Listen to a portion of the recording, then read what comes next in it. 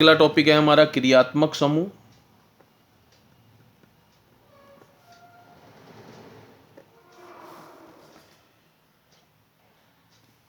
तो हम कह सकते हैं,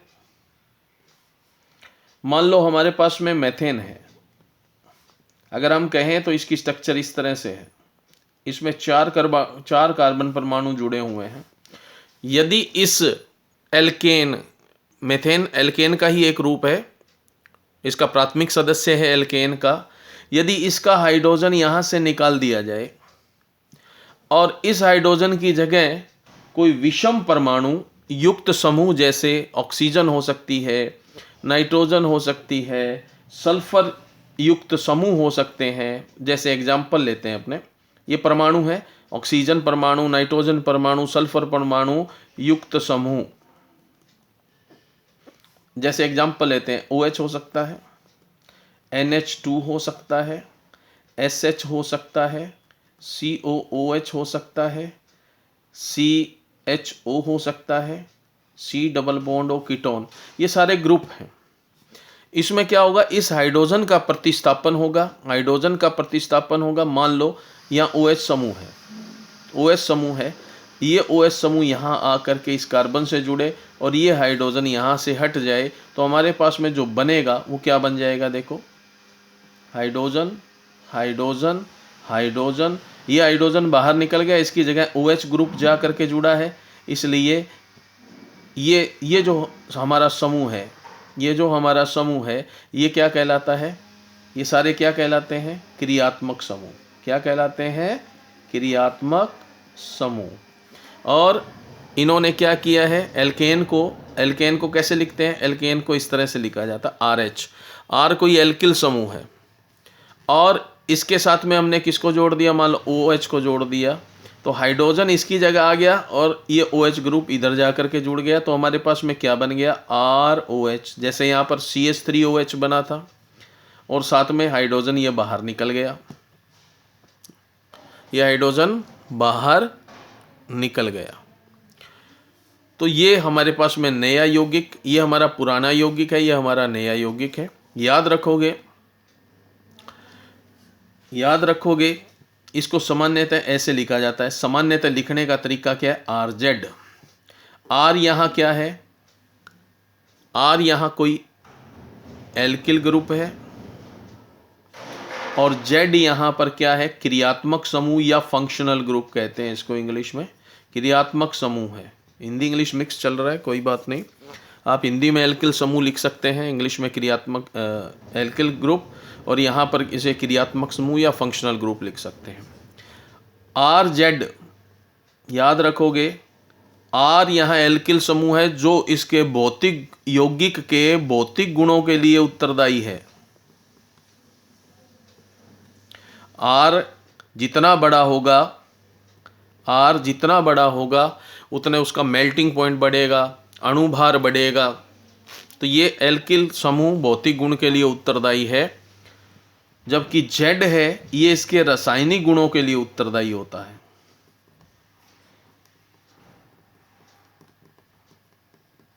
आगे हम पढ़ेंगे ये जो क्रियात्मक समूह है ये रासायनिक गुणों के लिए उत्तरदायी होता है, जबकि जो एल्किल ग्रुप है ये भौतिक गुणों के लिए उत्तरदायी होगा। ये आपको याद रखना है। ये फंक्शनल ग्रुप हमने लिख दिए हैं। अब आता है हमारे पास में जो R है, इसको एक सामान्य सूत्र, R को सामान्य सूत्र से हम लिखते हैं। एल्केन का ही सामान्य सूत्र होता है CN। एल्केन का सूत्र आपको पता होगा, CnH2n+2 होता है।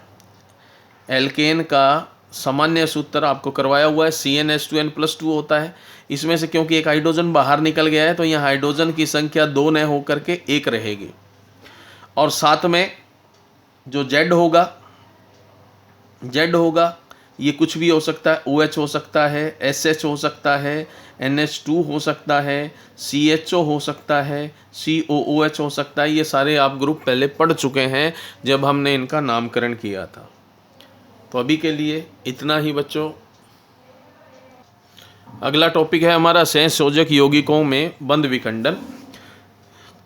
सहसंयोजक बंधों का टूटना ही क्या कहलाता है? सहसंयोजक यौगिकों में बंध विखंडन कहलाता है। जैसे मान लो हमारे पास में CH3OH ये बंध है, ये बंध अगर तोड़ दिया जाए, सहसंयोजक बंध आप पहले पढ़ चुके हो, समान या असमान रूप से इनका बंध विखंडन होता है। सहसंयोजी बंध बनते कैसे हैं ये आप पहले पढ़ चुके हो कि इलेक्ट्रॉनों का साझा होता है और साझे के द्वारा वो बंध बनता है। जैसे अपने मान लेते हैं, उदाहरण लेते हैं, सहसंयोजी बंध बनते कैसे हैं।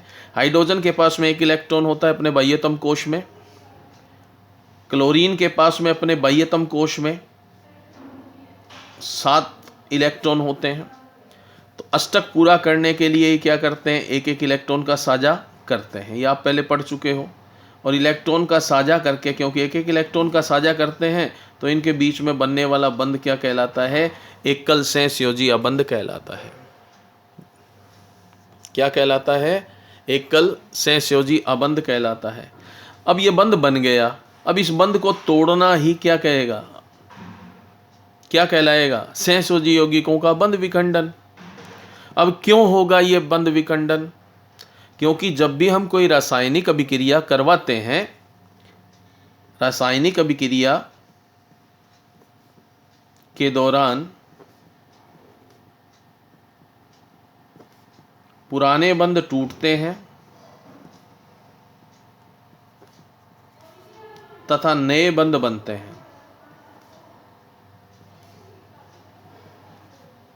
पुराने बंध होते हैं उनकी ऊर्जा ज़्यादा होती है, नए बंध बनते हैं उनकी ऊर्जा कम होगी, ये नियम है। तो रासायनिक अभिक्रिया के दौरान पुराने बंध टूटेंगे और नए बंधों का निर्माण होगा। जैसे मैं ये उदाहरण लेता हूँ, ये 1 नंबर और ये 2 नंबर।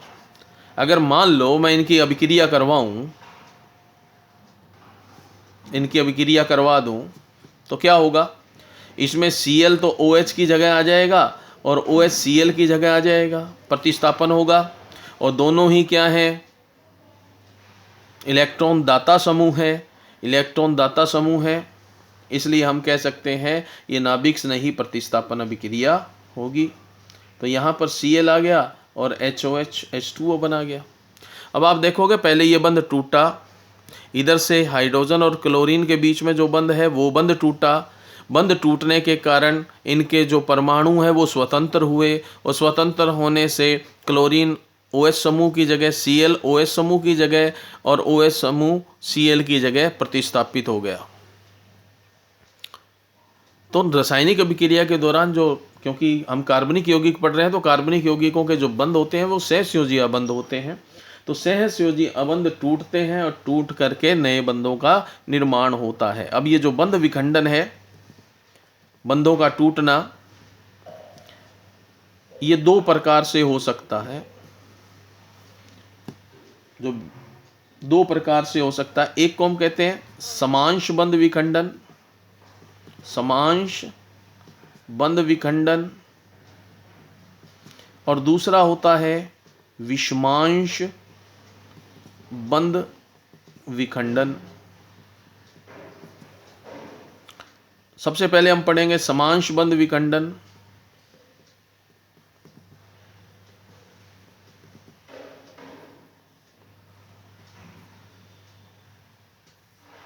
सम अंश अर्थात बराबर। यहां ऊपर आपने देखा कि हाइड्रोजन और क्लोरीन के बीच में एक एक इलेक्ट्रॉन का साझा हुआ था, ठीक है। और आपको ये भी पता है कि जब बंध बनता है तो दोनों इलेक्ट्रॉन क्या रहते हैं? सेंटर में रहते हैं, दोनों परमाणुओं के बीच में रहते हैं। अगर बंध विखंडन समान प्रकार का होगा तो ये ऐसे बंध विखंडन होगा। देखो, तो एक एक इलेक्ट्रॉन साझे के लिए जो इन्होंने दिए थे वो अपने अपने इलेक्ट्रॉन ले जाएंगे। इसको हम क्या कहते हैं? समांश बंध विखंडन। क्या कहते हैं? समांश बंध विखंडन। जैसे एग्जांपल लेते हैं, हमारे पास में कोई A और B है, A और B परमाणु है जिन्होंने इस सहसंयोजी बंध बनाया था और इन्होंने क्या किया था? इस सहसंयोजी बंध के लिए एक एक इलेक्ट्रॉन दिए। अगर इनका समांश बंध विखंडन हो, समांश बंद विखंडन हो तो ये बंद विखंडन देखो इस तरह से होगा, ए अपना इलेक्ट्रॉन ले जाएगा जो इन्होंने साझे के लिए दिया था, बी अपना इलेक्ट्रॉन ले जाएगा जो साझे के लिए दिया था। तो देखो ए के पास में अपना इलेक्ट्रॉन और बी के पास में अपना इलेक्ट्रॉन रह जाएगा।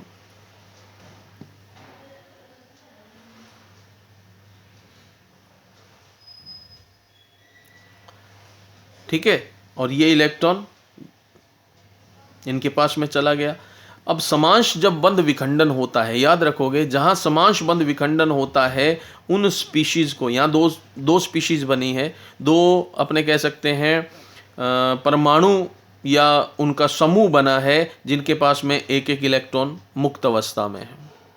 ठीक है, इनको हम क्या कहते हैं? मुक्त मूलक। क्या कहेंगे? मुक्त मूलक। जहां समांश बंद विखंडन होगा, सहसंयोजी अबंध दो भागों में टूटेगा तो सहसंयोजी अबंध के दोनों इलेक्ट्रॉन अपने अपने परमाणुओं के पास चले जाएंगे। जैसे ए ने साझे के लिए पहले एक इलेक्ट्रॉन दिया, बी ने दिया था, वो दोनों अपने अपने इलेक्ट्रॉन विखंडन के उपरांत वापस ले लिए। इनको, इन स्पीशीज को, यहाँ ए के ऊपर डॉट लगती है, इसको इस तरह से शो करते हैं। देखो इसको इस तरह से शो किया जाएगा, जब भी हम दर्शाते हैं ऊपर एक डॉट लगाते हैं, इसको इस तरह से शो किया जाएगा बी को। ये मुक्त मूलक स्पीशीज कहलाती है। क्लियर?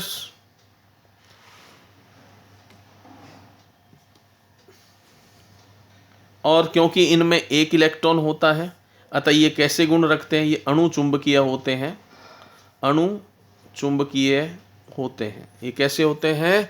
अणु चुंबकीय होते हैं, अर्थात इनके अंदर चुंबकीय गुण होते हैं। यदि इनके पास में कोई शक्तिशाली चुंबक लेके जाया जाए या चुंबकीय क्षेत्र उपस्थित किया जाए तो वहाँ पर ये उसकी ओर आकर्षित होने की क्षमता रखते हैं।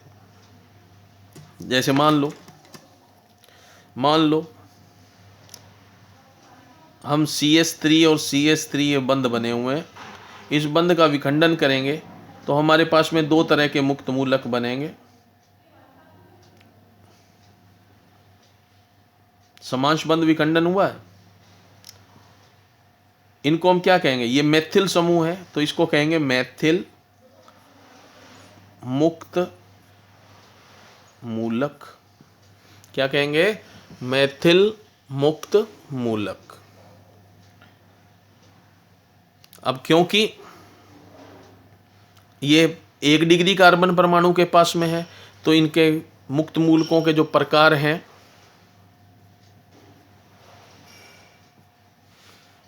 चलो पहले आप इसको नोट डाउन कर लें, हाँ स्क्रीनशॉट ले लें। ठीक है।